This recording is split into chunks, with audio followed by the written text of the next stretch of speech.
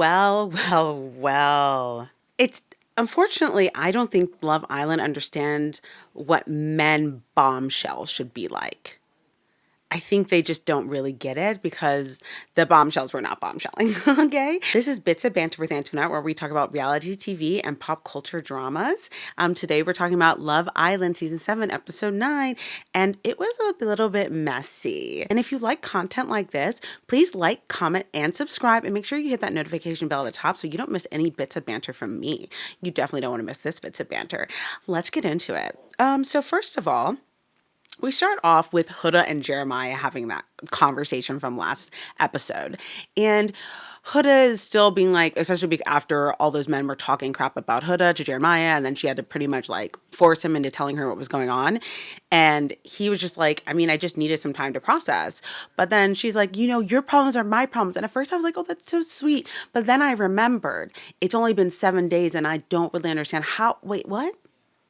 How are your problems his problems? Okay, we're not there yet. This is something cute for somebody that you are closed off with, that you're in like a committed relationship with, that you've known more than 7 days. Okay, that type of comment is super cute for them. Right now, it's giving weird. Stalker.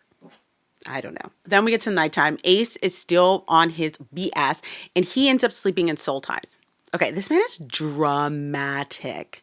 He's like, I'm going to sleep in soul ties. And he ends up telling everybody. And I'm just like, you are honestly so dramatic. Why do you hate Amaya so much? But I have a theory about it. I feel like the producers actually made him pick Amaya.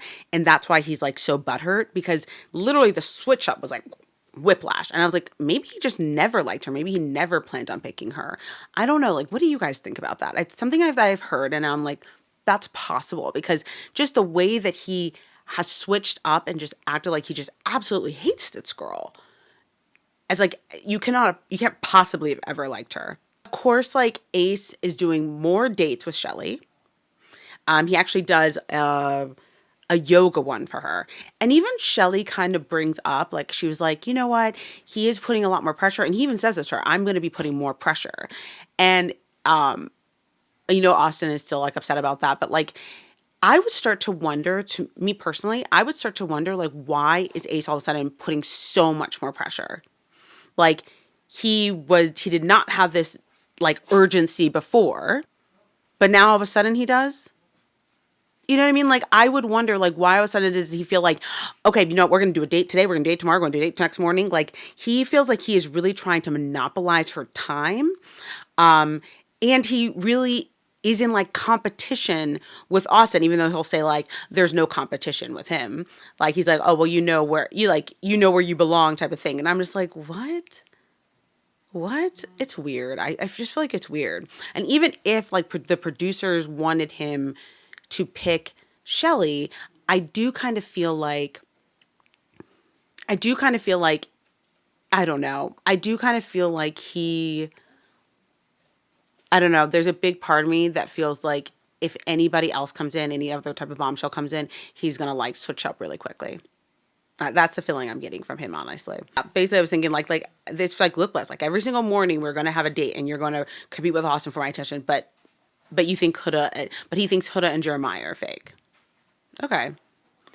Maya and Austin chat about love triangles and being tired of the crap, which is like understandable. Also, I would feel, honestly, if I feel bad for Maya, because like she literally didn't even have a second of like peace yet. Like, and Ace is just really dead set on unembarrassing her, in all honesty, unembarrassing her. And we get to Huda talking to Nick because she tells Jeremiah, okay, you know what? I'm going to like shower or something. And then I'm going to tell Nick because he wants someone to talk to, which I'm like, I don't understand why Nick, because Nick is not giving, what is it? Nick is not giving smart. You know what I mean? Like, he's not giving somebody that I would want to tell something really serious to. So she ends up pulling Nick aside and she ends up telling him, and she's like, I'm a mommy. And I honestly hated how she did this. I'm a mommy. And he was like, Mamacita? Mommy of what? A dog? She's like, a human. Honestly, that whole scene was actually quite funny. But then he ends up saying that he's like kind of jealous because he, really wants kids. Also, he's a sperm donor. Okay. Little Nick's running around, possibly. And then they end up having a conversation. He's like, I really respect you. They're like, he's like, I really respect you. Like, this is really big, blah, blah, blah. And so he actually handled it quite well. I don't know. There's a big part of me that's like, I feel like he's going to end up telling somebody else. But then also Huda ends up telling him like, but you're an uncle now.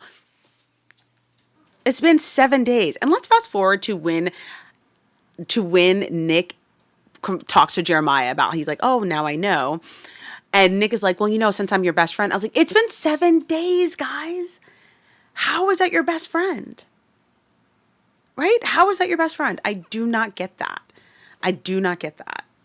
And Nick ends up saying, like, in his confessional, like, coming on a dating show with what a lot of men would consider baggage. Okay, Nick. Okay. So when he is talking to Jeremiah ends up saying, like, once he gets past the bad connotation of taking care of another man's child, I mean, yeah, get past that. Get past that. But in all honesty, it's giving that, like, okay, obviously, like, this is not for you. I think any man that even has that thought at all, this is not the situation for you. But then Nick says, he's like, you have to think about like all the other things that come with having a child. Like there's a lot, like, like cooking and cleaning. Okay. Well, great advice, Nick. Honestly, like Jeremiah, really take that with you. Okay. Because that's sound advice. Is that it? Is that it? Just cooking and cleaning? That's all you got to do with kids? Like, oh my God, these guys are not it. Okay. These guys are not it. Huda, this is not the men for you. Then Taylor asks Ace to teach him and Olandria how to dance. And so literally it's like these dates back to back. Ace has the date with Chelley with yoga. Then Taylor asks Ace to do this dancing thing, but it's in front of everybody. And so I'm like, it's feeling performative to me. And I still can't forget that Taylor has said that he's not attracted to Olandria. So like, I'm just like, why are you doing all this if you're not attracted to her, other than like you're just playing the game? But it also just feels wrong that he's doing that. Like you're leading her on if you're really just not that interested. But it did end up seeming fun, in all honesty. And I think for me, no matter what, with Taylor and Ace, I was like, is this something that you can keep up? Are these dates things that you can keep up? Otherwise, I don't think you should be pushing so hard to do all these kinds of dates, unless this is the type of person you are when we are serious as well. Do you mean like, are you just romantic? You want to like plan things for us? If when we get serious and then you don't do this, I'm like, then I just, you know what I mean? Like, I think you have to think about that. Chelley ends up talking to Austin and she ends up reassuring him that like she's still pursuing him, and he ends up saying that he's like, no, yeah, I understand, but like sometimes like honestly I like Ace, but sometimes I'm kind of like, fuck you. And I was like, I get it, Austin. I get it. I would feel the same way, because it's giving very much that like he's not respecting Chelley's choice to like have an interest in somebody else. He's also not respecting Austin. And like, I get it. Everybody needs everyone for themselves, but it's not like, I don't know. It just is feeling like unnecessarily competitive. Like he's putting so much pressure. Chelley ends up saying like, and I'm starting to feel like maybe she's clocking things, because she ends up saying that like, even though Ace said he's going to start applying pressure, it took him some time to apply this pressure. And I'm like, yes, we need to think about that. Like, why all of a sudden is he like, date? Like, cause he's known you. He already knew you before we came into the villa. Okay. He didn't pick you. He wasn't applying pressure from the get, but he knew you. So, but now all of a sudden he's like, oh, I'm going to be putting pressure. Oh, like, I know I should be your number one. Like basically like being like, I know, like being super cocky, you know what I mean? And like, oh, we're going to have a date tomorrow morning. Like, I would be like, what's that about? Like, why all of a sudden are you just like, and not that I wouldn't love a lot of dates, but I also wouldn't love the pressure. Like, don't like, I feel like he's doing a little too much. Just do the dates. I don't need you to say like, I'm putting pressure on you,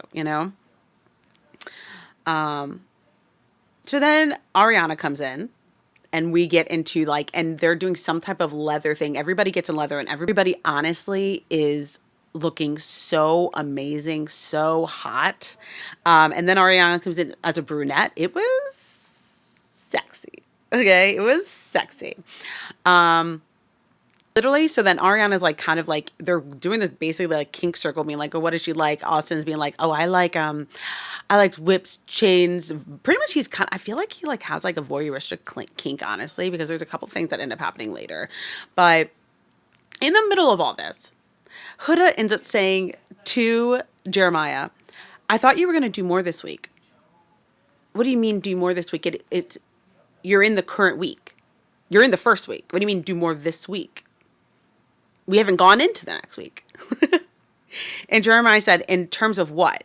And Huda says, as in like do more. And he says, in terms of, and she says, it says the way you like me. And Jeremiah says, oh, I haven't shown you enough. Understood. And it said, you did say that though.